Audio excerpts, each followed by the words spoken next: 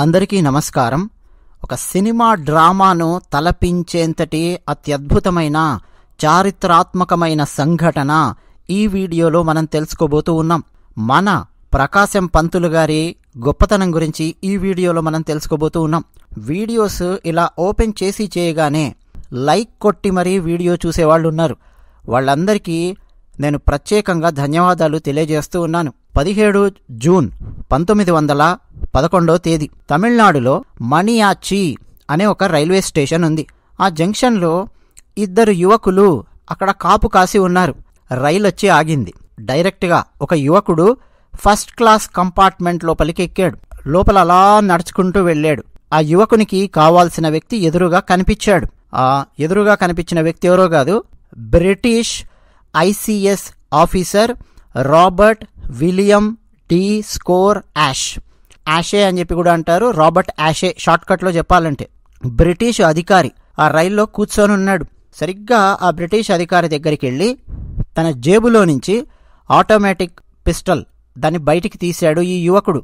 డైరెక్ట్గా కణతలకు గురిపెట్టి point blank రేంజ్లో ఆ బ్రిటిష్ ఆఫీసర్ను కాల్చిపారేశాడు. ఒక్కసారిగా కలకలం.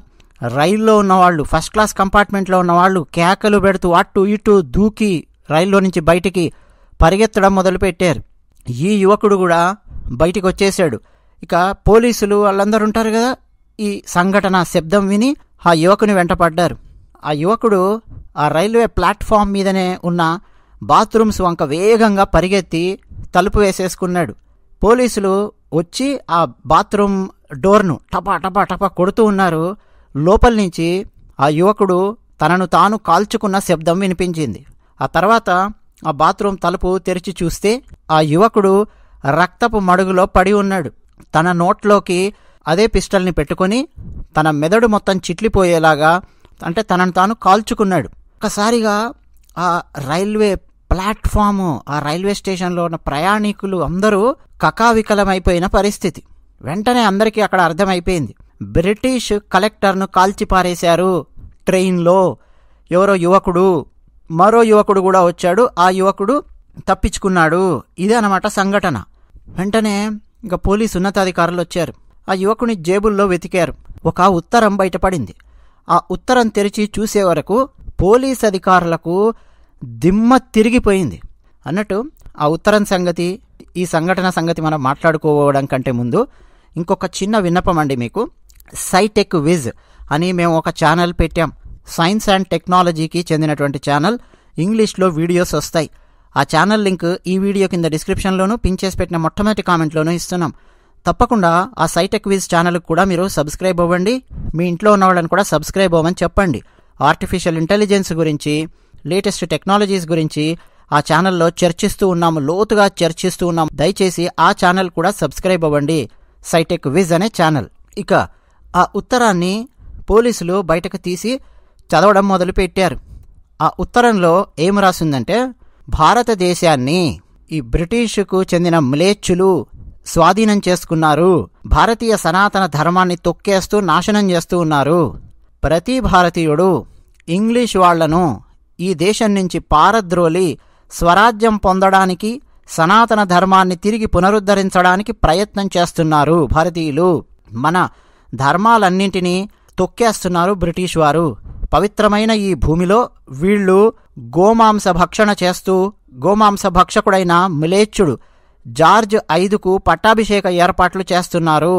బ్రిటిష్ రాజు జార్జ్ 5 మన దేశంలోకి అడుగుపెట్టగానే అతన్ని చంపడం కోసం 3000 మంది మద్రాసీలు ప్రతిజ్ఞ చేశారు. మా ఉద్దేశ్యాలను నలుగురికి తెలియజేయడం కోసం మా సంస్థలో అతి చిన్నవాడినైన నేను ఈరోజు ఈ పని చేశాను. భారతదేశంలోని ప్రతి ఒక్కరూ దీన్ని తమ విధిగా భావించాలి. బ్రిటిష్ వారిని తరిమి తరిమి కొట్టాలి అని రాసి కింద సంతకం ఉందండి. పేరు కూడా ఉంది, వాంచినాథన్ అయ్యర్ షెంకొట్టై అని ఊరి పేరు, ఆయన పేరు రాసింది. వెంటనే పోలీసులు ఇన్వెస్టిగేషన్ స్టార్ట్ చేశారు. రఘుపతి అయ్యర్, రుక్మిణి అమ్మాళ్ అనే దంపతులకు జన్మించాడు వాంచినాథన్ అయ్యర్ 1886 సంవత్సరంలో. షెంకొట్టైలో పాఠశాల విద్య పూర్తి చేసుకొని ఆ తర్వాత త్రివేంద్రంలోని తిరునాల్ మహారాజా కళాశాలలో BA చదివాడు యువకుడు. కాలేజీలో ఉండగానే మున్నీర్ పల్లం సీతారామయ్య గారి పెద్ద కూతురు పొన్నమ్మతో వివాహం జరిగింది. ఆ తర్వాత కళాశాల నుంచి పట్టా పొందిన తర్వాత పునలూర్ క్యాథడ్రల్లో పనిచేశాడు. ట్రావెన్కోర్లో పనిచేస్తున్నప్పుడు VO చిదంబరం పిళ్ళై, నీలకంఠ బ్రహ్మచారి, సుబ్రహ్మణ్య శివ, తమిళనాడు జాతీయవాది అయినటువంటి సుబ్రహ్మణ్య భారతి ఇలాంటి వాళ్ల ప్రభావానికి అతను గురయ్యాడు. ఎలాగైనా సరే బ్రిటిష్ వాళ్లను తరిమి కొట్టాలి అన్న లక్ష్యంతో తన జీవితాన్ని ముందు కొనసాగిస్తూ ఉన్నాడు. ఇప్పుడు వయస్సు అంటే మరణించే సమయానికి వాంచినాథన్ అయ్యర్ వయస్సు కేవలం 25 సంవత్సరాలు మాత్రమే. రాబర్ట్ యాషే అనే బ్రిటిష్ అధికారిని ఎందుకు చంపాడు అన్నది పెద్ద ప్రశ్న వచ్చింది. మామూలుగా అండి అప్పటి వరకు పోలీసుల మీద దాడి జరిగేది, అడపాదడపా ఇలాంటి సంఘటనలు ఉన్నాయి. కానీ ఇంత పెద్ద ఉన్నతాధికారి మీద దక్షిణ భారతదేశంలో ఈ రకమైన సంఘటన జరగడం అన్నది మొట్టమొదటిసారి. బ్రిటిష్ లా అన్నది మన భారతదేశంలో ప్రారంభం అయ్యాక ఆ చనిపోయిన వ్యక్తి ఇండియన్ సివిల్ సర్వీస్ పాస్ అయ్యి కలెక్టర్గా పనిచేస్తున్న వ్యక్తి. సరే, కొన్ని గ్రంథాల్లో మనకు సబ్ కలెక్టర్ అని చెప్పి కనిపిస్తుంది, మొత్తానికి ఉన్నతాధికారి. ట్యూటికోరన్లో ఆయన పనిచేస్తూ ఉన్నాడు ఈ ఉన్నతాధికారి. ICS అంటే ఇండియన్ సివిల్ సర్వీస్ అని. ఆ ఇండియన్ సివిల్ సర్వీసే కాలక్రమేణా IASగా మారింది. ఒక్క సంతకం పెడితే చాలు ఎక్స్ట్రాగా పోలీసులను డిప్లాయ్ చేయగలరు. IAS ఆఫీసర్స్కు జ్యుడిషియరీ పవర్ కూడా ఉంటుంది. అలాంటి పవర్ ఈ రాబర్ట్ WE యాషే. ఈయన మరణము ఒక్కసారిగా తమిళనాడులోనే కాదండి, దక్షిణ భారతదేశంలో ఒక వణుకు పుట్టించింది బ్రిటిష్ వారి లోపల. బ్రిటిష్ అధికారులకు ఎక్స్ట్రాగా సెక్యూరిటీ పెంచారు. ఇక పోలీసు అధికారులందరూ ఒక సమావేశం నిర్వహించి దీని వెనక ఎవరెవరున్నారో మొత్తం ఆ చైన్ అంతా వెతకాలి, అందరినీ తీసుకురావాలి, ప్రతి ఒక్కడిని ఉరికంబం ఎక్కించేదాకా మనం నిద్రపోకూడదు, లేకపోతే బ్రిటిష్ వాళ్ళంటే ఇక్కడి ప్రజలకు భయం ఉండదు, చాలా వేగంగా ఈ కేసు సాల్వ్ చెయ్యాలి, కావాలంటే తీసుకోండి, ఏమేం కావాలో అదనంగా మనుషులను తీసుకుంటారా, డబ్బు తీసుకుంటారా, ఇంకా అదనంగా ఇంకేమన్నా ఇన్ఫ్రాస్ట్రక్చర్ మీకు ఏం కావాలో మొత్తం తీసుకోండి, కానీ వేగంగా ఎవరెవరు దీని వెనక ఉన్నారో అందరినీ పట్టుకురండి, ఈ హత్య వెనక ఉన్నవాళ్లను అని పోలీస్ అధికారులు, ఉన్నతాధికారులు సమావేశం నిర్వహించి కింద ఉన్న పోలీసులందరికీ చెప్పారు. ఇక పోలీసులండి బ్రిటిష్ ఇన్వెస్టిగేషన్ పద్ధతులలో ఇన్వెస్టిగేషన్ చేయడం మొదలుపెట్టారు. ఈ వాంచినాథన్ అనే యువకుడు ఎక్కడ తన జీవితాన్ని ప్రారంభించాడు, వాళ్ళ ఊరేమిటి, ఆయన స్నేహితులెవరు అని చెప్పి ప్రారంభించి ఆయన ఇంటికి వెళ్ళి ఆయన భార్య తల్లిదండ్రులతో మాట్లాడి ఆ ఇంట్లో ఏమేం ఉత్తరాలున్నాయో, ఆయన పుస్తకాలు ఏమేమి ఉన్నాయో మొత్తం తీసుకొని చూశారు. ఆ ఉత్తరాలలో కొన్ని ఉత్తరాలు వీళ్లకు దొరికాయి. ఆ ఉత్తరాలలో అర్ముగం పిళ్ళై అనే వ్యక్తి నిరంతరం ఈ వాంచినాథన్తో టచ్లో ఉండేవాడు అన్న విషయం అర్థమయ్యింది. ఆ అర్ముగం పిళ్ళై ఏం చాలా పెద్దవాడు కాదు, అతను కూడా యువకుడే, ఓ బక్క ప్రాణి. తీసుకొచ్చి ఆ అర్ముగం పిళ్ళైని కొట్టారు. వెంటనే అతను, అయ్యా సార్, నేను అప్రూవర్గా మారతాను, నన్నేమీ చేయకండి అని చెప్పాడు. సరే ఏంటో చెప్పు, ఎందుకు ఇట్లా హత్య చేశారు ఏమిటి అంటే తనకు తెలిసిన వివరాలు ఏంటనేవి అర్ముగం పిళ్ళై కొన్ని చెప్పాడు.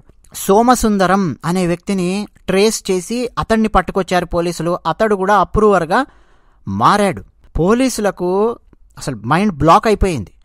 ఏమైందంటే ఇప్పుడు తమిళనాడు దగ్గర పాండిచ్చేరి ఉంటుంది, మనందరికీ తెలుసు కదా, అది ఫ్రెంచ్ టెరిటరీ.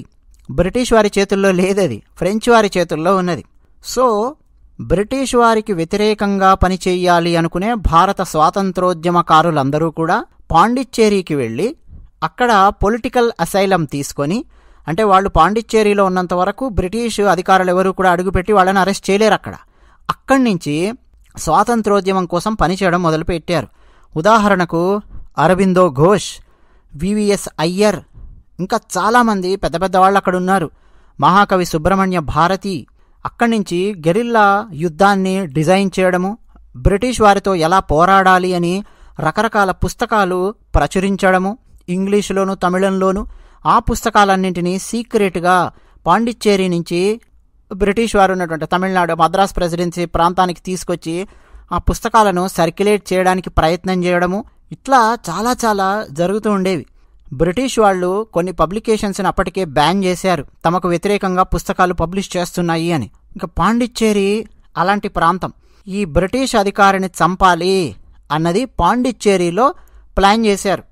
అంతేకాదు బ్రిటిష్ వాళ్లకు వ్యతిరేకంగా పనిచేసే చాలా గ్రూపులు అందులో ఇన్వాల్వ్ అయ్యి ఉన్నాయి అన్న విషయం కూడా కొంత అర్థమయ్యింది.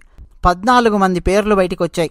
ఎవరైతే యువకుడు వంచినాథన్తో సహా రైల్వే స్టేషన్కి వెళ్ళాడో ఆ యువకుని పేరు కూడా బయటికి వచ్చింది.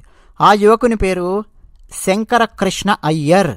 మొత్తం 14 మంది పేర్లు ఛార్జ్ షీట్లో ఏర్పాటు చేశారండి, రాశారు. ఇండియన్ పీనల్ కోడ్ ప్రకారము వాళ్ళందరి మీద హత్యా నేరం మోపబడింది. రెండోది అత్యంత కీలకమైనది, బ్రిటిష్ చక్రవర్తికి వ్యతిరేకంగా యుద్ధాన్ని చేస్తున్నారు వీళ్ళు, కుట్ర చేస్తున్నారు వీళ్ళు అన్న నేరం వాళ్ళ మీద పెట్టారు.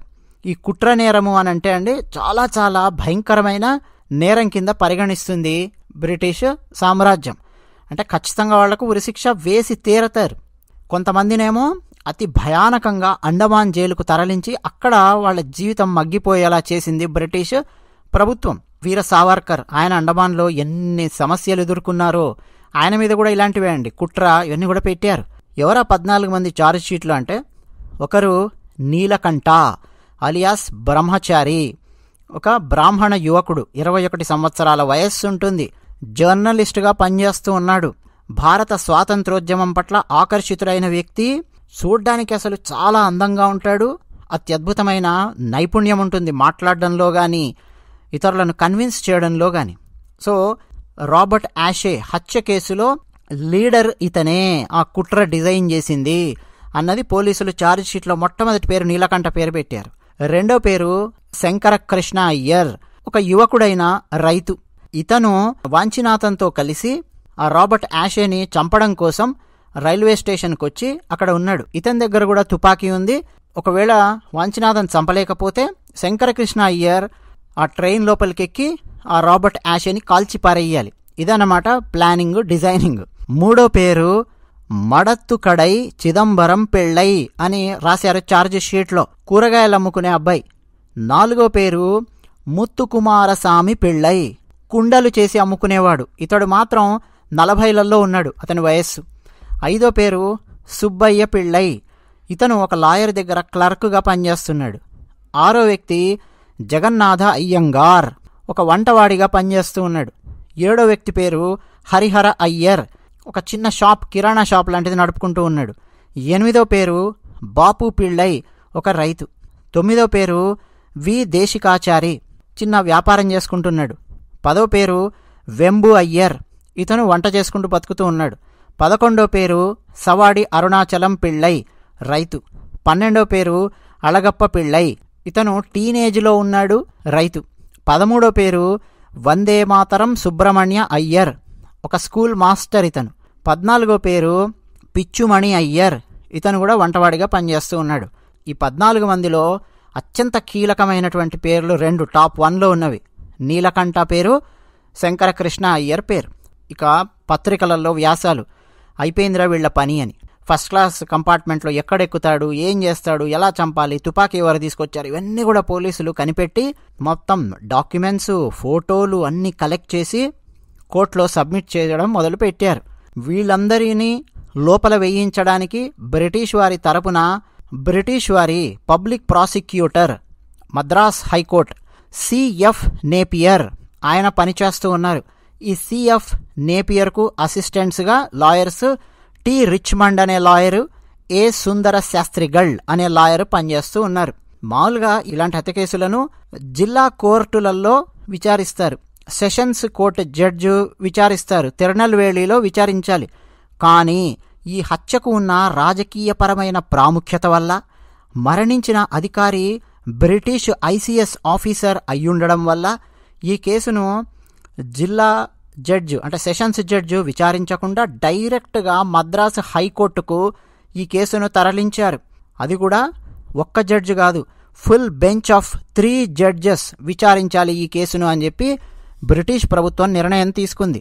జడ్జిల పేర్లు సర్ ఆర్నాల్డ్ వైట్, రెండో జడ్జి పేరు chief justice of Madras mister justice Ayling, మూడో జడ్జి పేరు mister justice C Sankaran Nair, ఇతను మాత్రం భారతీయుడు, మిగతా 2 కూడా బ్రిటిష్ వారి జడ్జెస్ అనుకోండి, 3 కూడా జడ్జిలు.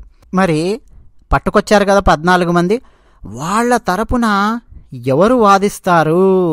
ఈ ప్రశ్న తలెత్తిందండి. మొత్తం లాయర్స్ కౌన్సిల్ అవన్నీ బార్ అసోసియేషన్ ఉంటుంది కదా, ఎవరు వాదించినా ఏం చేసినా ఉరిశిక్ష మాత్రం ఖాయము. ఆ కింద ఉన్న కొద్దిమంది, ఆ 14 పేర్లలో కింద ఉన్న కొద్దిమందికి కఠినమైన జైలు శిక్ష పడినా మొదట 2 ఉన్నారే వాళ్ళకు మాత్రం ఖచ్చితంగా ఉరిశిక్ష పడుతుంది. ఎవరు ప్లాన్ చేసినటువంటి నీలకంఠకు, ఆ నాయకత్వం వహించిన నీలకంఠకు, అలాగే శంకరకృష్ణ అయ్యర్, అతను కూడా చంపడానికి సిద్ధంగా ఉన్నాడు, వచ్చాడు కాబట్టి డ్యామ్ షూర్గా ఉరిశిక్ష పడి తీరుతుంది.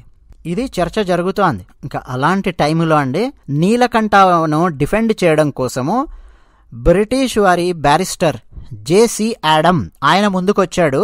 ఇక శంకరకృష్ణ అయ్యర్ ఆయనతో పాటు మరో 3 తరపున వాదించడానికి మన ఆంధ్ర కేసరి టంగుటూరి ప్రకాశం పంతులు గారు ఆయన ముందుకొచ్చారు. 1907లో బిపిన్ చంద్రపాల్ చెన్నైకి వచ్చారు. సరే, మద్రాసు, అప్పట్లో మద్రాసుకు వచ్చి జాతీయవాద ఉపన్యాసాలు ఆయన ఇచ్చారు.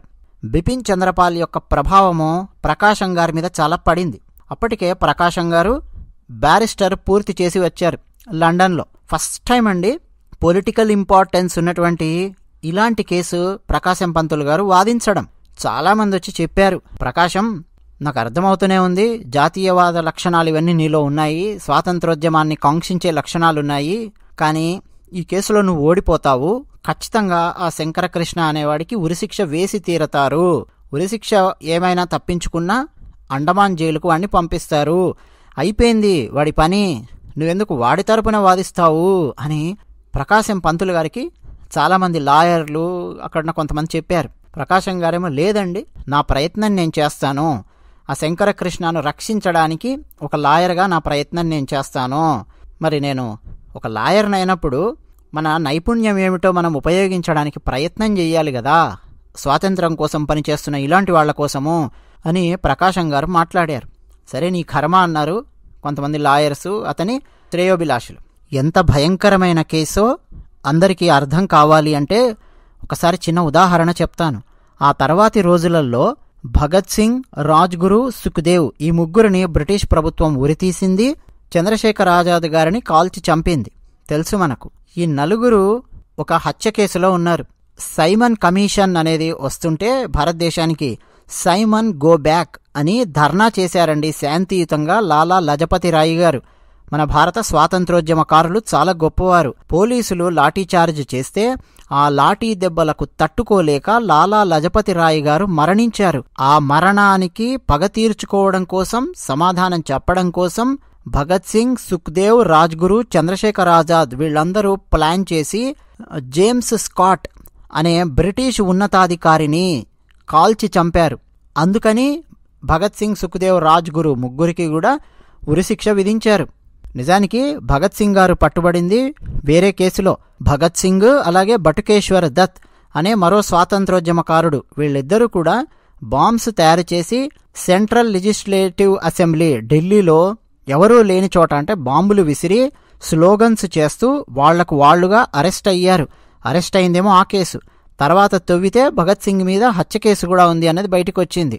బటుకేశ్వర్ దత్నేమో అండమాన్ జైలుకు పంపించారు, భగత్ సింగ్నేమో హత్య కేసులో కలిపేసేసి మొత్తానికి ఉరి తీశారు. ఎందుకు ఇది చెప్తున్నానంటే బ్రిటిష్ ఉన్నతాధికారులను హత్య చేశారు అనంటే ఇక వాళ్ళు ఉరిశిక్ష నుంచి తప్పించుకోలేరు, చావు నుంచి వాళ్ళు తప్పించుకోలేరు.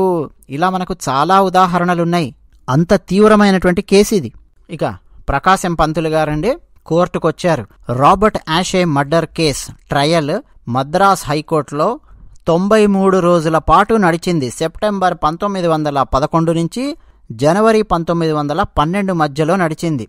100 మంది సాక్షులను ప్రవేశపెట్టింది బ్రిటిష్ ప్రభుత్వం. అంటే పోలీస్ డిపార్ట్మెంట్ డాక్యుమెంటరీ ఎవిడెన్స్ పట్టుకొచ్చారు, ఉత్తరాలు పట్టుకొచ్చారు, డైరీలు తీసుకొచ్చారు, పట్టుకున్న వాళ్ళకి ఎవరెవరితో లింకులున్నాయి అవన్నీ తీసుకొచ్చారు.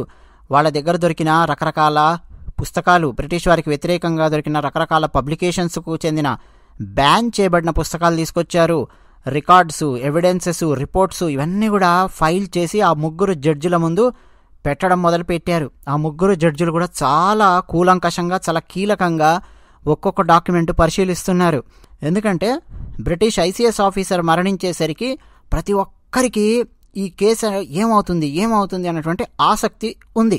ప్రకాశం పంతులు గారు ఏం చేశారంటే, తాను లండన్లో బ్యారిస్టర్ చదువుకొచ్చారు కదా, లండన్లో ఉన్న తన మిత్రులకు ఉత్తరాలు రాశారు. అలాగే కలకత్తాలో ఉన్నటువంటి కొంతమందికి ఉత్తరాలు రాశారు. బాంబే ప్రెసిడెన్సీలో ఉన్నటువంటి సీనియర్ లాయర్స్ కొంతమందికి ఉత్తరాలు రాశారు. తన అసిస్టెంట్స్ కొంత డబ్బిచ్చి కలకత్తాకు, బాంబేకు పంపించారు. అక్కడ ఉన్న లైబ్రరీస్లో తనకు రెఫరెన్స్ కోసం కావాల్సిన లా పుస్తకాలను తీసుకురమ్మని పంపించారు. చెన్నైలో ఉన్నటువంటి లైబ్రరీలో లా పుస్తకాలను క్షుణ్ణంగా పరిశీలించడం మొదలుపెట్టారు. అంతకుముందు అంటే బ్రిటిష్ వారు పరిపాలిస్తున్నటువంటి ఏ దేశాలలో అయినా, భారతదేశంలో అయినా సరే, బ్రిటిష్ ఉన్నతాధికారులను చంపినప్పుడు ఎలాంటి శిక్షలు పడ్డాయి, ఆ కేసులలో ఏమేం లొసుగులున్నాయి, ఎక్సెప్షన్స్ ఏమున్నాయి అని తిండి లేకుండా, నిద్ర ఏమీ లేకుండా, నిద్రాహారాలన్నీ మానేసి పాపం రాత్రులు లేదు పగలు లేదు అధ్యయనం చేస్తూ పాయింట్స్ తయారు చేసుకుంటూ కూర్చున్నారు ప్రకాశం గారు. రకరకాల పుస్తకాలు తెప్పించారు. ఎందుకంటే కోర్టులో వాదించడం అంటే భావోద్వేగాలతో వాదిస్తే కుదరదు కదండి. లా పాయింట్స్ అనేవి మాట్లాడాలి, ఎవిడెన్స్ అనేది ఉండాలి. అంతకుముందు ఏమేం కేసెస్ ఉన్నాయో వాటిని కోట్ చేయగలిగే సామర్థ్యం ఉండాలి. వెతుకుతూ వాటన్నింటి డేటా తయారు చేసుకుంటున్నారు ప్రకాశం గారు. ఇక ట్రయల్ ప్రారంభమయ్యిందండి. బ్రిటిష్ తరపు వాదిస్తున్నటువంటి నేపియర్ గారు ఆయన ఏం చెప్పారంటే, ప్రధాన నిందితుడు నీలకంఠ అలియాస్ బ్రహ్మచారి, ఇతను 1910 ఏప్రిల్ నెల ఈ కుట్రకు తెరతీశాడు. చాలా సీక్రెట్గా సమావేశాలను తెంకాసి లాంటి ప్రదేశాలలో నిర్వహించాడు. ఎవరెవరైతే బ్రిటిష్ వారిని భారతదేశం నుంచి వెళ్ళగొట్టాలి అని చెప్పి అనుకుంటున్నారో అలాంటి యువకులందరినీ చేరదీశాడు. ఉదాహరణకు రాబర్ట్ యాషేని చంపిన వాంఛీనాథన్, అలాగే ఆయన మిత్రులు కొంతమందిని, ఇంకా మరికొంతమంది యువకులను ఒక దగ్గర తీసుకొచ్చి కూర్చోబెట్టి సీక్రెట్గా సమావేశాలు నిర్వహించాడు. అంతేకాదు ఆ సమావేశాలలో వీళ్ళు కొన్ని రిచువల్స్ కూడా చేశారు. ఏంటి, అర్ముగం పిళ్ళై అనే అప్రూవర్ ఇచ్చినటువంటి డేటా ప్రకారము ఒక కాళీమాత పోస్టర్ ఒకటి పెట్టారు. ఆ పిక్చర్ పెట్టారు కాళీమాతది వాళ్ళ సీక్రెట్ మీటింగ్లో మధ్యలో. అక్కడ రెడ్ పౌడర్ పెట్టారు అంటే కుంకుమ, సేక్రెడ్ యాష్ పెట్టారు అంటే విభూతి, కొన్ని పువ్వులు అక్కడ పెట్టారు. ఆ తర్వాత వీళ్ళందరినీ నలుగురు లేదా ఐదుగురుగా లైన్లలో కూర్చోబెట్టారు. అందరి చేతులకి పేపర్స్ ఇచ్చి ఆ పేపర్స్ మీద కుంకుమతోనూ నీళ్లతోనూ ఆ పేపర్లను పవిత్రంగా ఉండేలాగా వాటికి అద్దమని చెప్పాడు. అందరు అద్దారు. ఆ తర్వాత ఆయన చెప్పాడు, ఇది కుంకుమ కాదు, తెల్లవాడి రక్తమో, వందే మాత్రం అని చెప్పి రాయండి అన్నాడు. అందరూ వందే మాత్రం అని చెప్పి రాశారు. ఆ తర్వాత తెల్లవాళ్లను మనం చంపాలి, దానికోసం మన జీవితాలను మనం త్యాగం చెయ్యాలి, మనల్ని మనం త్యాగం చేసుకోవాలి, అవసరమైతే మన ఆస్తిపాస్తులైనా సరే మనం త్యాగం చేయడానికి సిద్ధంగా ఉండాలి, అలా ఉంటే తప్ప ఈ తెల్లవాళ్ళు భారతదేశాన్ని వదిలిపెట్టరు అని ఆ సమావేశాలలో మాట్లాడాడు. ఆ తర్వాత ప్రతి ఒక్కరూ తమ పేర్ల ఎదుట, అంటే తమ పేరు రాసి పేపర్ మీద, దాని ఎదుట వాళ్లకు కావాల్సిన విధంగా ఇంకొక అలియాస్ పేరు వాళ్లకు వాళ్లే సృష్టించుకున్నారు. రాసిన తర్వాత అక్కడ ఒక కత్తి ఉంటే ఆ కత్తితో తమ బొటనవ్రేలును కోసుకొని తమ థంబ్ ఇంప్రెషన్ అంటే బొటనవేలి ముద్రను, రక్తంతో ఉన్న బొటనవేలి ముద్రను పేపర్ మీద పెట్టి సంతకం పెట్టారు. ఆ తర్వాత చర్చ జరిగింది, ఎవరు చంపాలి, రాబర్ట్ యాషేని అని చెప్పి. ఎందుకు రాబర్ట్ యాషేని చంపాలి అన్న నిర్ణయం వస్తే, ఆ రాబర్ట్ యాషే అనే ఆ ఐసీఎస్ ఆఫీసర్ వల్ల మన భారతీయులకు సమస్య వస్తోంది అని చెప్పి చెప్పారు. ఏం సమస్య వస్తోంది అని అంటే, ఈ రాబర్ట్ యాషే అనే కలెక్టరు మన భారతీయులకు చెందిన సంస్థలన్నింటినీ తన అధికార గర్వంతో, తనకున్న అధికారంతో తొక్కేస్తూ ఉన్నాడు. ఉదాహరణకు విఓ చిదంబరం పిళ్ళైకి చెందిన పర్ల్ ఫిషింగ్ కంపెనీ ఉంది, అది మన భారతదేశానికి చెందినటువంటి వాళ్ళ కంపెనీ. దాన్ని తొక్కేయడం కోసము ఆ కంపెనీ మీద రకరకాల ఆంక్షలు విధిస్తూ, బ్రిటిష్ వాళ్లకు చెందిన కంపెనీకి ఎక్కువగా లాభాలు వచ్చే విధంగా, బ్రిటిష్ కంపెనీస్ ఎక్కువగా భారతదేశంలో పాతుకుపోయే విధంగా రకరకాల చర్యలు తీసుకుంటూ వస్తున్నాడు ఈ రాబర్ట్ యాషే అనే వ్యక్తి. అంతేకాకుండా భారతీయులను చాలా చాలా చిన్నచూపు చూస్తాడు, హీనంగా చూస్తాడు. సో ఇలాంటి ఐసీఎస్ ఆఫీసర్ని గనక ఒకసారి మనం మట్టుబెడితే బలమైన సందేశాన్ని మనం బ్రిటిష్ వారికి పంపించినట్టు అవుతుంది అని ఆ మీటింగ్లో చర్చించుకున్నారు. సరే, మొత్తానికి ఈ రాబర్ట్ యాషే అనే వ్యక్తిని చంపడానికి వాంచినాథన్ అయ్యర్ అతను ముందుకొచ్చాడు. ఒకవేళ అతను గనక చంపలేకపోతే అతనితో పాటు పక్కన ఈ శంకరకృష్ణ అయ్యర్ అతను కూడా ఉన్నాడు. అంటే కీలకమైన పాత్ర శంకరకృష్ణ అయ్యర్ కూడా పోషించాడు. మొత్తానికి వీళ్ళిద్దరు యువకులు రైల్వే స్టేషన్కి వెళ్ళారు. సో మొత్తానికి జూన్ 17వ తేదీ 1911 సంవత్సరము రాబర్ట్ యాషేని పాయింట్ బ్లాంక్ రేంజ్లో కాల్చి చంపాడు వంచినాథన్. ఆ తర్వాత తాను పోలీసులకు దొరకకుండా తనను తాను అంతం చేసుకున్నాడు. అది కూడా వీళ్ల పథకంలో భాగమే. దాంతోపాటు అతను ఉత్తరం రాసి పెట్టుకున్నాడు. ఆ ఉత్తరం దొరికింది. ఆ ఉత్తరం ద్వారా ఇట్లా ఒక్కొక్కరిని మేము ఇన్వెస్టిగేట్ చేస్తూ పట్టుకున్నాం, వీళ్ళందరూ ఉన్నారు, అందులో కొంతమంది అప్రూవర్స్గా మారారు అని ప్రాసిక్యూషన్ వాళ్ళు మొత్తం వినిపించారు. అప్పటికే అండి ప్రకాశం పంతులు గారు సిద్ధం చేసుకున్నటువంటివి కొన్ని పాయింట్స్ ఉన్నాయి. అందులో ఇండియన్ ఎవిడెన్స్ యాక్ట్ అంటాం, భారతీయ సాక్ష్యాధారాల చట్టము. ఇప్పుడు కూడా అదే చాలా కీలకంగా నడిపిస్తూ ఉంటుంది. సెక్షన్ 133, సెక్షన్ 114 గురించి ప్రకాశం పంతులు గారు కోర్టులో మాట్లాడారు. ఉదాహరణలు ఇచ్చారు. ఒక వ్యక్తి మరణించాడు అనుకుందాం. ఆ వ్యక్తి మరణించడానికి ఏ అనే ఒక వ్యక్తి ఒక మిషన్ను తప్పుగా ఫిక్స్ చేయడం వల్ల జరిగింది అనుకుందాం. ఆ తప్పుగా మిషన్ను ఫిక్స్ చేస్తున్నాడు అన్న విషయము బి అనే వ్యక్తికి కూడా తెలుసు. ఇప్పుడు బి అనే వ్యక్తి పోలీసుల దగ్గర అప్రూవర్గా మారితే దాని అర్థము బి అనే వ్యక్తికి తీవ్రమైన శిక్ష విధించాలి అని కాదు, ఏ అనే వ్యక్తినే ప్రధానమైన నిందితుడిగా భావించాలి. ఇప్పుడు ఏ అనే వ్యక్తి ఎవరంటే వాంచినాథన్ అయ్యర్. అతను మరణించాడు. తీవ్రమైనటువంటి నేరం చేసింది ఎవరు? హత్య అనేది నేరం కాబట్టి చేసింది ఎవరు? అతను మరణించాడు. కాబట్టి ఇప్పుడు మిగతా ఎవరినైతే తీసుకొని వచ్చారో వాళ్లను అంత తీవ్రమైన నేరస్తులుగా పరిగణించాల్సిన అవసరం లేదు అని ప్రకాశం పంతులు గారు వాదించడం మొదలుపెట్టారు. వెంటనే ఆ బ్రిటిష్ తరపు లాయర్ నేపియర్ ఆయన, ఏంటి ప్రకాశం, నువ్వు హత్యను సమర్థిస్తున్నావా అని చెప్పి అడిగారు. వెంటనే ప్రకాశం, నేను హత్యను సమర్థించేటట్టయితే నల్లకోటేసుకుని కోర్టుకొచ్చి ఎందుకు వాదిస్తాను లాయర్గా? నేను హత్యలను సమర్థించేవాడినైతే నేను కూడా తుపాకులో కత్తులో తీసుకొని నరకడము ఇవన్నీ ప్రారంభించేవాడిని కదా. ఇంత కష్టపడి బారిస్టర్ ఎందుకు చదువుతాను? ఇంత కష్టపడి ఇక్కడికి వచ్చి ఎందుకు వాదిస్తాను? హత్యలను నేను సమర్థించడం లేదు, కానీ హత్య వెనక ఏమేం కారణం ఉంది అవన్నీ కూడా మనం పరిశీలించడానికి ప్రయత్నం చేయాలి. ఒకటి. రెండోది, ఆ హత్య యొక్క తీవ్రతలో ఎవరు అతి తీవ్రంగా పాలు పంచుకున్నారు, ఎవరికి దాని యొక్క తీవ్రతతో సంబంధం తక్కువగా ఉంది అన్న విషయాన్ని మనం చర్చించాల్సిన అవసరం ఉంది అని ప్రకాశం పంతులు గారు వాదించడం మొదలుపెట్టారు.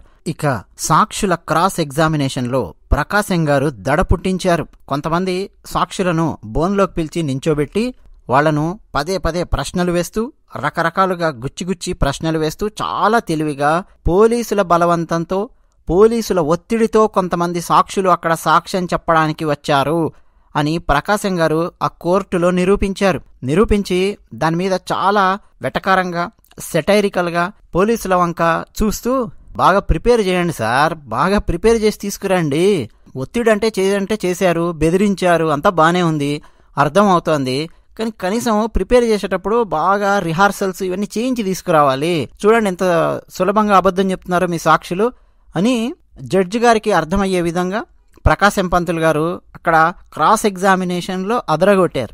తర్వాత ఫోరెన్సిక్ నిపుణుల గురించి ప్రకాశం పంతులు గారు ఆనాడే మాట్లాడి అక్కడున్న జడ్జిలను, కోర్టులో ఉన్న ఇతర లాయర్స్ను ఆశ్చర్యానికి గురిచేశారు. వేలిముద్రల గురించి ప్రశ్నించి పోలీసులను తికమక పెట్టారు టంగుటూరి ప్రకాశం గారు. మామూలుగా అండి 1892లో వేలిముద్రల యొక్క నైపుణ్యాన్ని క్రిమినాలజీలో ప్రవేశపెట్టారు. అంతకుముందు మామూలుగా వేలిముద్రలు తీసుకునేవాళ్ళు, కానీ ఈ స్థాయిలో లేదు. 1892 నుంచి కొంచెం వేగవంతం అయ్యింది ప్రాసెస్ ప్రపంచంలో. అయితే ప్రకాశం పంతులు గారు దాని గురించి మాట్లాడారు, ఫోరెన్సిక్ ఆ నిపుణుల గురించి మాట్లాడారు. అక్కడున్నటువంటి పోలీసులు వీళ్ళందరూ తెల్లమొహం వేశారు. వాళ్ళు కొంత సమాధానం ఇవ్వడానికి ప్రయత్నం చేశారు. అంటే వేలిముద్రలు ఎవరివి అనేవి కనుక్కోవడంలో అంత అవసరం ఉందా అన్నట్టుగా పోలీసులు కొంత అండర్ కరెంట్గా ప్రశ్నలకు సమాధానాలు ఎటేటో తిప్పుతూ ఉంటే ప్రకాశం పంతులు గారు చెప్పారు, 1897 రైటర్స్ బిల్డింగ్ ఎట్ కల్కట్టా, అక్కడ first ever finger print bureau in the world అది ఎస్టాబ్లిష్ అయ్యింది. ఫింగర్ ప్రింట్స్ సేకరించడంలో, దాన్ని నేరాలలో ఉపయోగించడంలో చాలా చాలా టెక్నాలజీ అనేది వచ్చింది కదా ఇప్పుడు అంతకు ముందు కంటే. దాన్ని మీరు ఎందుకు ఉపయోగించలేదు, సమర్థవంతంగా ఎందుకు ఉపయోగించలేదు, ఏం చేస్తున్నారు మీరు అని ప్రకాశం పంతులు గారు ప్రశ్నించారు. అంతేకాకుండా పోలీసులు ప్రవేశపెట్టిన డాక్యుమెంటరీ ఎవిడెన్సెస్, ఉత్తరాలు అవన్నీ తీసుకొని వాటి గురించి ప్రశ్నించడం మొదలెట్టారు. ఇదిగో కుట్ర జరిగింది, ఫలానా వాళ్ళు పాండిచ్చేరి నుంచి ఉత్తరం రాశారు, ఇదిగో ఈ ఉత్తరంలో ఇది ఉంది, ఈ ఉత్తరంలో ఇది ఉంది అని చెప్పి పోలీసులు చెప్తూ ఉంటే ప్రకాశం పంతులు గారు మళ్ళీ ఫోరెన్సిక్ నిపుణుల గురించి మాట్లాడారు. ఈ ఉత్తరాన్ని, ఈ డాక్యుమెంట్ని మీరు చూపిస్తున్నారు కదా, అసలు దీని యొక్క వ్యాలిడిటీ ఏమిటి, అసలు దీని యొక్క ఆథెంటిసిటీ ఏమిటి, ప్రూవ్ చేయండి దీని ఆథెంటిసిటీ ఏంటో. ఇలాంటి పేపర్లు నేను 100 సృష్టిస్తాను, సృష్టించమంటే కోర్టు బయటికి వెళ్ళంగానే ఇంతకంటే సమర్థవంతమైన 100 సృష్టిస్తా. అది కాదు కదా, దీని ఆథెంటిసిటీ ప్రూవ్ చేయండి. ఇది పాండిచ్చేరి నుంచి ఫలానా వ్యక్తి రాశాడు, కుట్రలో భాగంగా ఫలానా వ్యక్తులు ఈ విధంగా వచ్చింది అని చెప్పి మీరు ప్రూవ్ చేయండి అని ప్రశ్నించడం మొదలుపెట్టారు. ఇంకా చాలా చాలా డైరీల గురించి కూడా ఇలాగే ప్రశ్నించడం మొదలుపెట్టారు. ఈ చేతి రాత వాళ్లదేనా, వాళ్లదే అని చెప్పి ప్రూఫ్ ఏంటి, తీసుకురండి. ఇట్లా రకరకాల ప్రశ్నలు వేశారు. దిమ్మ తిరిగి మైండ్ బ్లాక్ అయిపోయింది అంటారే, అలా అయిపోయింది అన్నమాట పోలీసుల యొక్క పరిస్థితి, ఎదుటి లాయర్ల యొక్క పరిస్థితి. ఇక బ్రిటిష్ లాయర్స్ వాళ్ళు ఎలాగైనా సరే వీళ్ళందరికీ ఉరిశిక్ష విధించాలి అని ఒక బలమైన పాయింట్స్ అన్ని జడ్జిల ముందు పెట్టడం మొదలుపెట్టారు. ఏమని అంటే, మీరు గనక ఈ నేరస్తులను వదిలేస్తే ఆ చనిపోయిన వ్యక్తి ఉత్తరంలో రాసినట్టు 3000 మంది మద్రాసీలు సిద్ధంగా ఉన్నారని వీళ్ళు బయటికెళ్ళి మళ్ళీ హత్యలు చేయడం మొదలెడతారు. ఒకటి. రెండోది, వీళ్ళని గనక వదిలేస్తే మిగతా భారతీయులకు కూడా ఓహో బ్రిటిష్ ఉన్నతాధికారిని చంపినా సరే మనకు ఉరిశిక్ష పడదు, మనల్ని తీవ్రంగా శిక్షించరు అన్న ఒక తప్పుడు మెసేజ్ వెళుతుంది. సో మిగతా భారతీయులలో కూడా చాలామంది యువకులు ఇలాగే సమీప భవిష్యత్తులో బ్రిటిష్ ఉన్నతాధికారులను చంపే అవకాశం ఉంటుంది. కాబట్టి ఖచ్చితంగా మీరు ఈ నిందితులకు ఉరిశిక్ష విధించి, అంటే కఠినమైన శిక్ష విధించి సమాజానికి ఒక బలమైన సందేశాన్ని పంపించాల్సిందే అని బ్రిటిష్ వారి తరపు లాయర్ నేపియర్ వాదించారు. ప్రకాశం పంతులు గారు ఏమన్నారంటే, వీళ్ళు చేసింది చట్ట ప్రకారం నేరం. అవును, హత్యలో పాలు పంచుకున్నారు. అయితే వీళ్ళు హత్య చేశారు కదా అని చెప్పి వీళ్లను మనం కోర్టు ద్వారా ఈ విధంగా ఉరిశిక్ష విధించి హత్య చేయడం మొదలు పెడితే ఇక మనం సరైనటువంటి జస్టిస్ ఇవ్వనట్టే. అసలు ఎందుకు వీళ్ళు ఆ మూలాల లోపలికి వెళ్ళారు, ఎందుకు అలా చేయాలని చెప్పి వీళ్ళు నిర్ణయం తీసుకున్నారు అన్నది మనం ఆలోచించాలి. వీళ్ళేమి దొంగతనాల కోసమో, అక్రమ సంబంధాల కోసమో, లేదు బందిపోట్లలాగా ఊర్ల మీద పడి దోచుకోవడం కోసమో, అమ్మాయిల మీద అఘాయిత్యాలు చేసి, గృహదహనాలు చేసి, అలాంటి పనులు చేసి, హత్యలు చేసి తప్పించుకున్నటువంటి వాళ్ళు కాదు వీళ్ళు ఒక ఆలోచన విధానాన్ని నమ్ముతూ వచ్చారు. బ్రిటిష్ అధికారుల వల్ల సమస్య వస్తుంది, భారతీయులకు సమస్య వస్తుంది అని చెప్పి నమ్ముతూ వచ్చారు. వాళ్ళ నమ్మకాలతో కాదు ఇక్కడ చర్చ. మనకు తెలివితేటలుంటే ఒకవేళ వాళ్ళ నమ్మకం తప్పైతే అది తప్పు అని నిరూపించడానికి ప్రయత్నం చేయాలి తప్ప ఇట్లా చంపుకుంటూ వెళ్ళామనుకోండి, దానివల్ల ఇలాంటివి ఆగుతాయి అని చెప్పి మనం అనుకోకూడదు. కేవలం వీళ్ళకేదో ఉరిశిక్ష విధించినంత మాత్రాన ఇక వేరే యువకులు ఎవరు తుపాకులను చేతుల్లోకి తీసుకోరు బ్రిటిష్ వారికి వ్యతిరేకంగా అని చెప్పి మీరు అనుకోకూడదు. ఎందుకు అనంటే వీళ్ళని నడిపిస్తున్నది అక్రమ సంబంధాలు, దొంగతనాలు ఇట్లాంటివి కావు. కొన్ని భావాలు వీళ్ళని నడిపిస్తూ ఉన్నాయి. మరి భావాలు వీళ్ళని నడిపిస్తూ ఉన్నప్పుడు సంఘర్షణ భావాల మధ్య ఉండాలి.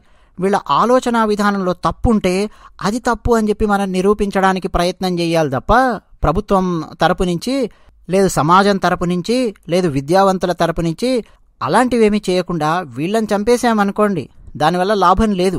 వీళ్ళ మనసులలో ఉండే భావాలను ఎదిరించలేక వీళ్ళని మనం చంపినట్టు అవుతుంది. పోనీ వీళ్ళేమన్నా ఇతరులను, అంటే వేరే అమాయకులను ఎవరినైనా కేవలం పొట్టన పెట్టుకున్నారా, ఒక అధికారిని టార్గెట్ చేశారు, ఒక కారణం పెట్టుకున్నారు, అతన్ని ఎలిమినేట్ చేశారు. వేరే ఇతర రైల్వే ప్రయాణికులను ఎవరైనా చంపారా? చంపలేదు.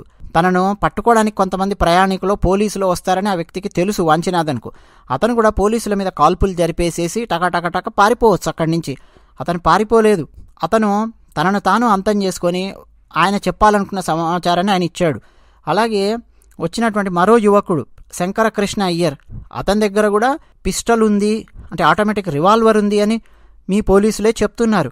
మరి అతని దగ్గర రివాల్వర్ ఉన్నప్పుడు అతను మరికొంతమంది పోలీసులను అక్కడే ఉన్నటువంటి బ్రిటిష్ ఉన్నతాధికారులను కొంతమందిని కాల్చి చంపి మరీ పారిపోయి ఉండొచ్చు. ఇతను ఎవరిని చంపలేదు, ఇతనికి ఆ ఉద్దేశం లేదు, కేవలం అతన్ని మాత్రమే ఎలిమినేట్ చేయాలనుకున్నారు, అతన్ని ఎలిమినేట్ చేశారు. కానీ మనం ఇప్పుడు వీళ్ళని చంపడం మొదలు పెడితే డెఫినెట్గా వీళ్ళ భావాలతో మనం పోరాడలేక, భావాలలో వీళ్లను ఎదిరించలేక, ఓడించలేక, వీళ్లకు వివరించలేక వీళ్ళని మనం చంపినట్టు అవుతుంది, ఆలోచించుకోండి అని ప్రకాశం పంతులు గారు మాట్లాడడం మొదలుపెట్టారు. ఇట్లా జడ్జిలు అండి వాళ్ళు ఆలోచించడం మొదలెట్టారు. తర్వాత ప్రకాశం పంతులు గారు రకరకాల దేశాలలో, అంటే బ్రిటిష్ వారు పరిపాలిస్తున్న దేశాలలో ఉండే కేసులను ఉదహరించడం మొదలుపెట్టారు. ఇదిగో ఫలానా దేశంలో మీ చట్టమే ఉన్నది, ఈ చట్టమే ఉన్నది, అక్కడ ఫలానా అధికారిని ఫలానా వాళ్ళు చంపారు, కానీ మీరు వాళ్ళకి శిక్ష విధించలేదు, ఇగో ఈ కారణాలు చెప్పారు, ఆ కేసులో జడ్జి తీర్పు రాస్తూ ఇగో ఇది మాట్లాడారు అని చెప్పి ప్రకాశం పంతులు గారు ప్రజెంట్ చేయడం మొదలుపెట్టారు. ఇక మద్రాసు హైకోర్టును మొత్తం అండి ఒక రకంగా అల్లాడించారు ప్రకాశం పంతులు గారు. వీళ్లకు ఉరిశిక్ష విధిస్తాను అంటే నేను ఒప్పుకునే ప్రసక్తే లేదు, సమాజం తరపు నుంచి నేను మాట్లాడుతూ ఉన్నాను, ఒప్పుకునే ప్రసక్తే లేదు, ఇవి నా పాయింట్స్, కావాలంటే ఖండించండి నా పాయింట్స్ను అని ప్రకాశం పంతులు గారు గర్జించారు.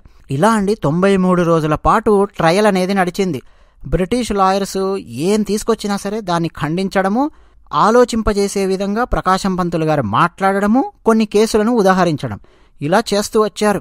మొత్తం అయిన తర్వాత అండి జడ్జిలకు అర్థమైపోయింది ప్రకాశం పంతులు గారు, అంటే పంతులు గారు అనేది మనం అంటున్నాం కానీ ఇప్పుడు టంగుటూరి ప్రకాశం వైపు బలమైన వాదన వినిపిస్తోంది అనేది వాళ్ళకి అర్థమయ్యింది. ఫైనల్గా ఏం చెప్పదలుచుకున్నారయ్యా చెప్పండి అంటారు కదా.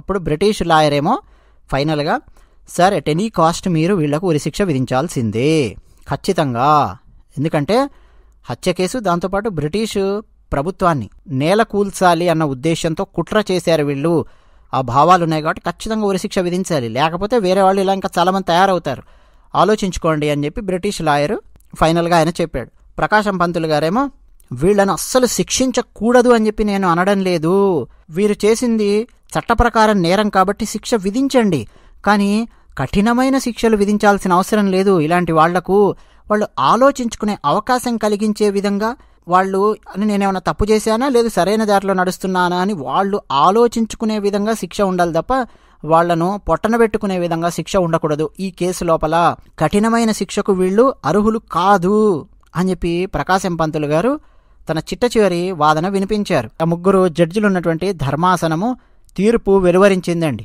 ఆ 3 జడ్జిల్లో 2 జడ్జిలు ఒకవైపు, 1 జడ్జి ఒకవైపు తీర్పు రాశారు. కాకపోతే మెజారిటీగా 2 జడ్జిలు ఏం రాశారో వాళ్ల వైపు న్యాయం అనేది ఉంటుంది కాబట్టి ఫైనల్గా నీలకంఠకు 7 సంవత్సరాల కఠిన కారాగార శిక్ష విధించారు. శంకరకృష్ణ అయ్యర్కు 4 సంవత్సరాల జైలు శిక్ష విధించారు.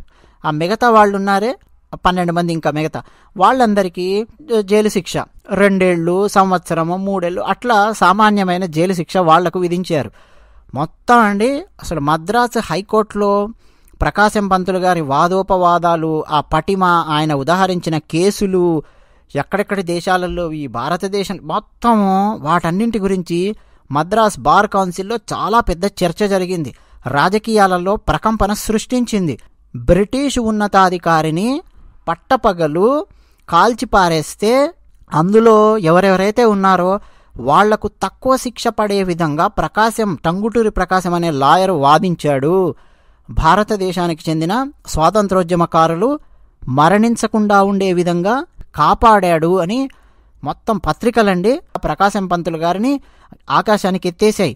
చాలామంది ప్రకాశం గురించి మాట్లాడుకున్నారు. భారతదేశం మొత్తం ఏం లాయరయ్యా బాబు ఈయన, బ్రిటిష్ అధికారిని చంపేస్తే ఆ కుట్రలో ఉన్న వాళ్లను అటు ఉరిశిక్ష పడకుండా కనీసం అండమాన్ జైలుకు పంపించే శిక్ష పడకుండా వాళ్ళందరినీ తక్కువ శిక్షతో బయటకు వచ్చేలా చేశాడు. ముఖ్యంగా శంకరకృష్ణన్ అనే యువకుడికి ఖచ్చితంగా ఉరిశిక్ష పడుతుంది అని చెప్పి అందరూ అనుకుంటే 4 సంవత్సరాల శిక్షతో సరిపెట్టించాడు ప్రకాశం అని చెప్పి మాట్లాడుకున్నారు. అక్కడితో అయిపోలేదు, బ్రిటిష్ ప్రభుత్వం ఊరుకోలేదు, అలా ఎలా వీళ్ళకి శిక్ష పడాల్సిందే అని దాన్ని మళ్ళీ ఇంకో ఉన్నతమైన కోర్టుకు తీసుకొని వెళ్లారు. 5 మంది జడ్జిలున్న బెంచ్ ముందు పెట్టారు కేసును.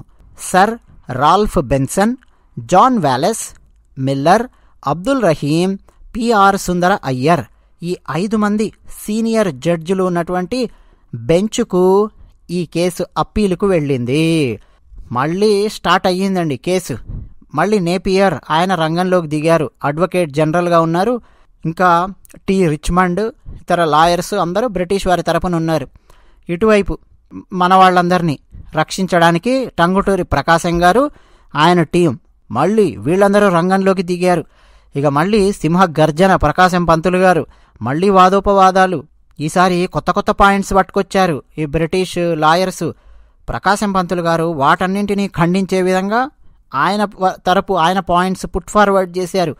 ఫైనల్గా అండి మళ్ళీ ఈ 5 మంది జడ్జిలున్న బెంచ్ ఫైనల్గా ఈ కేసును అంటే అప్పీల్ను డిస్మిస్ చేసి మద్రాసు హైకోర్టు ఏ శిక్షలైతే విధించిందో ఆ శిక్షలనే మేము ఖరారు చేస్తున్నాము, ఇంతకు మించి వీళ్లకు తీవ్రమైన శిక్షలు విధించాల్సిన అవసరం లేదు అని వాళ్ళు కూడా తీర్పిచ్చారు. ఆ తర్వాతి సంవత్సరాలలో అండి ఆ యువకుడు వాంచినాథన్ లేదా వాంచి అని చెప్పి కూడా అంటారు, ఏ రైల్వే స్టేషన్లో అయితే రాబర్ట్ యాషేని కాల్చి చంపాడో ఆ రైల్వే స్టేషన్ మణియాచి రైల్వే స్టేషన్. అది ఒక జంక్షన్, నేను ముందుగా చెప్పినట్టు.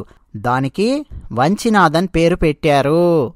మనకు భారతదేశానికి స్వాతంత్రం వచ్చిన తర్వాత మీరెప్పుడైనా సరే తమిళనాడులోని తూత్తుకుడి జిల్లాలో ఉన్న మణియాచి జంక్షన్కు వెళితే, మీ రైలు అక్కడ ఆగితే ఒకసారి బోర్డు మీద చూడండి, వంచి మణియాచి జంక్షన్ అని చెప్పి రాసి ఉంటుంది.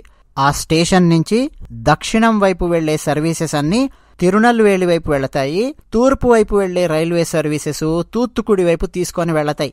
ఆ జంక్షన్ అన్నమాట. అయితే చాలా మంది అండి ఇలా వాంచినాథన్ లాంటి వాళ్ల పేర్లు అసలు మన భారత స్వాతంత్రోద్యమ చరిత్రలో లేకుండా చేయడంలో భారతదేశానికి స్వాతంత్రం వచ్చిన తర్వాత కాంగ్రెస్ ప్రభుత్వం చాలా ప్రయత్నాలు చేసింది. ఇట్లా ఎంతోమంది స్వాతంత్రోద్యమంలో వాళ్ల దారిలో వాళ్ళు వెళ్ళి పనిచేసినటువంటి వాళ్ళు, అంటే గాంధీ గారి దారి కాకుండా వేరే ఏ దారిలో వెళ్ళినా సరే వాళ్ళందరి పేర్లు మన నోట్లో నానకుండా చేయడంలో భారతదేశానికి స్వాతంత్రం వచ్చాక కాంగ్రెస్ ప్రభుత్వం ఇట్లా రకరకాల పనులు చేసింది. ఎందరో స్వాతంత్రోద్యమకారులు ఉన్నారండి. గాంధీ గారి దారి తీసుకొని ఉండకపోవచ్చు, వేరే దారి తీసుకొని ఉండొచ్చు, కానీ వాళ్ళ లక్ష్యము భారతీయుల కోసం పనిచేయడము, భారత స్వాతంత్రోద్యమం కోసం పనిచేయడం. వాళ్ళ పేర్లు కానీ వాళ్ళ కథలు కానీ వాళ్ళ వివరాలు కానీ ఎక్కడ కూడా మనకు పొందుపరచలేదు. 14 మందిలో ఇతరుల గురించి పోరాడినటువంటి లాయర్ల పేర్లండి. ఎండి దేవదాస్, వీరు ఆ తర్వాత జస్టిస్ దేవదాస్ అయ్యారు. JL Rosario, B Narasimharao, TM Krishnaswami Ayyar. ఈ కృష్ణస్వామి అయ్యర్ గారు ఆ తర్వాత మద్రాస్ బార్ అసోసియేషన్కు లీడర్ అయ్యారు. ఆ తర్వాత ట్రావెన్కోర్ హైకోర్టుకు చీఫ్ జస్టిస్ అయ్యారు తర్వాతి రోజుల్లో. ఎల్ఏ గోవిందరాఘవ అయ్యర్, ఎస్టి శ్రీనివాస గోపాలాచారి, వీరు చాలా గొప్ప ఎపిగ్రాఫిస్ట్, న్యూమిస్మాటిస్ట్, అంటే పురాతనమైన నాణేలను కలెక్ట్ చేసి వాటిని భద్రపరచడము చాలా గొప్ప వ్యక్తి అండి, లాయరు. అలాగే వి రైరు నంబియార్, వీరొక లాయర్. వీళ్ళందరూ కూడా మిగతా నిందితుల తరపున వీళ్ళు వాదించారు. వీళ్ళందరికీ కూడా గైడెన్స్ మన టంగుటూరి ప్రకాశం గారు ఇచ్చారు. ఇలా దక్షిణ భారతదేశంలో బ్రిటిష్ వారు పరిపాలించడం మొదలయ్యాక రిజిస్టర్ అయిన మొట్టమొదటి పొలిటికల్ ఇంట్రెస్ట్ ఉన్న మర్డర్ కేసును వాదించిన ఘనత మన తెలుగువారైన టంగుటూరి ప్రకాశం గారికి దక్కుతుంది. మరొకసారి మా ఛానల్కు సబ్స్క్రైబ్ అవ్వమని విన్నవించుకుంటూ అందరికీ ధన్యవాదాలు.